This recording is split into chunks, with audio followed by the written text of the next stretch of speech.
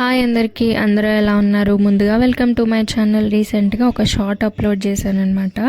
ఇలా పెసర్లు బొబ్బర్లు రెండు మిక్స్ చేసుకొని అమ్మ గారెలు చేసింది. సో ఆ షార్ట్లో అయితే డీటెయిల్గా రెసిపీ ఇవ్వలేదు. సో ఇందులో చెప్తానమాట డీటెయిల్గా ఏమేమి వేసాము, ఎంత క్వాంటిటీ అనేది ఇందులో డీటెయిల్గా చెప్తాను. లాస్ట్ వరకు చూడండి వీడియో. ఈ రెసిపీ గురించి ఎన్ని కామెంట్స్ అంటే మినిమం ఒక కామెంట్ అయినా ఎక్స్పెక్ట్ చేశాను, కానీ 0 కామెంట్స్ అనమాట. అయినా సరే పర్లేదు, మీతో షేర్ చేసుకుంటాను.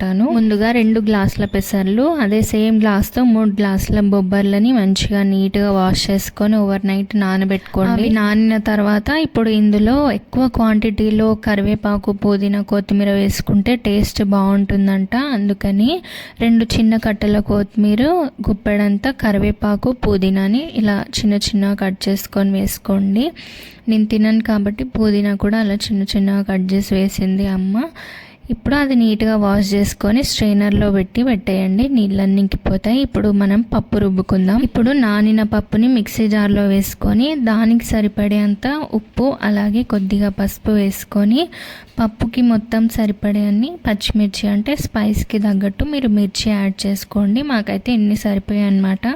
మిర్చిని బట్టి కారం ఎక్కువ ఉంటుంది తక్కువ ఉంటుంది తెలుస్తుంది కదా. సో అందాజ చూసుకొని మిర్చి వేసుకొని ఫస్ట్ రౌండ్ అయితే కొద్దిగా మెత్తగా గ్రైండ్ చేసుకోండి ఇక్కడ చూపించే విధంగా.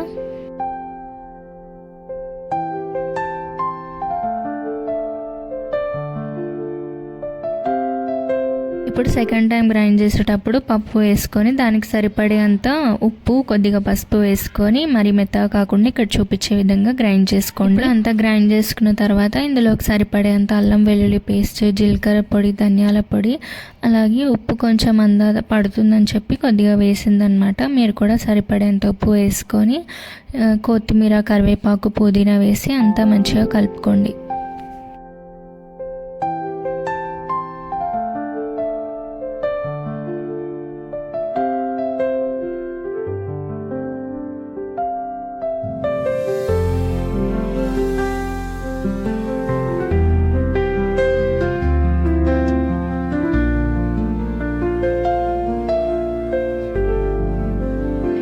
మంచిగా మిక్స్ చేసుకున్న తర్వాత ఇప్పుడు గారెలు ఇలా ప్రెస్ చేస్తూ చేయి మీద ఆయిల్లో డీప్ ఫ్రై చేసుకోండి.